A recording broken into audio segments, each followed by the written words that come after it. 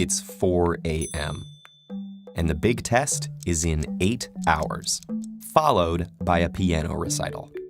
You've been studying and playing for days, but you still don't feel ready for either. So what can you do? Well, you can drink another cup of coffee and spend the next few hours cramming and practicing. But believe it or not, you might be better off closing the books, putting away the music, and going to sleep. Sleep occupies nearly a third of our lives, but many of us give surprisingly little attention and care to it. This neglect is often the result of a major misunderstanding. Sleep isn't lost time, or just a way to rest when all our important work is done.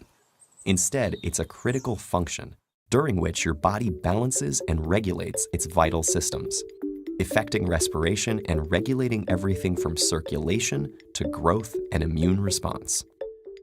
That's great, but you can worry about all those things after this test, right? Well, not so fast. It turns out that sleep is also crucial for your brain, with 1/5 of your body's circulatory blood being channeled to it as you drift off.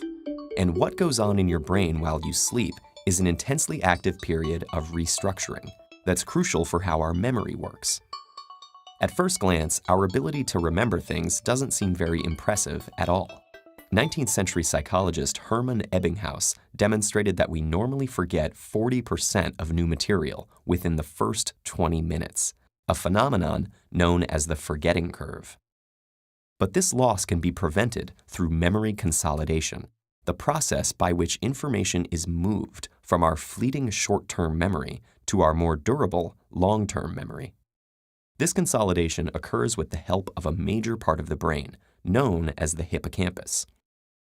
Its role in long-term memory formation was demonstrated in the 1950s by Brenda Milner in her research with a patient known as HM.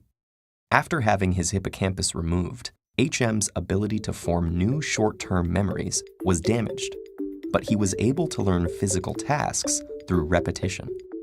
Due to the removal of his hippocampus, HM's ability to form long-term memories was also damaged. What this case revealed, among other things, was that the hippocampus was specifically involved in the consolidation of long-term declarative memory, such as the facts and concepts you need to remember for that test, rather than procedural memory, such as the finger movements you need to master for that recital. Milner's findings, along with work by Eric Kandel in the 90s, have given us our current model of how this consolidation process works. Sensory data is initially transcribed and temporarily recorded in the neurons as short-term memory. From there, it travels to the hippocampus, which strengthens and enhances the neurons in that cortical area. Thanks to the phenomenon of neuroplasticity, new synaptic buds are formed, allowing new connections between neurons and strengthening the neural network where the information will be returned as long-term memory. So why do we remember some things and not others? Well, there are a few ways to influence the extent and effectiveness of memory retention. For example, memories that are formed in times of heightened feeling or even stress will be better recorded due to the hippocampus's link with emotion. But one of the major factors contributing to memory consolidation is, you guessed it, a good night's sleep. Sleep is composed of 4 stages, the deepest of which are known as slow-wave sleep and rapid eye movement. EEG machines monitoring people during these stages have shown electrical impulses moving between the brainstem, hippocampus, thalamus, and cortex, which serve as relay stations of memory formation. And the different stages of sleep have been shown to help consolidate different types of memories. During the non-REM slow-wave sleep, declarative memory is encoded into a temporary store in the anterior part of the hippocampus. Through a continuing dialogue between the cortex and hippocampus, it is then repeatedly reactivated, driving its gradual redistribution to long-term storage in the cortex.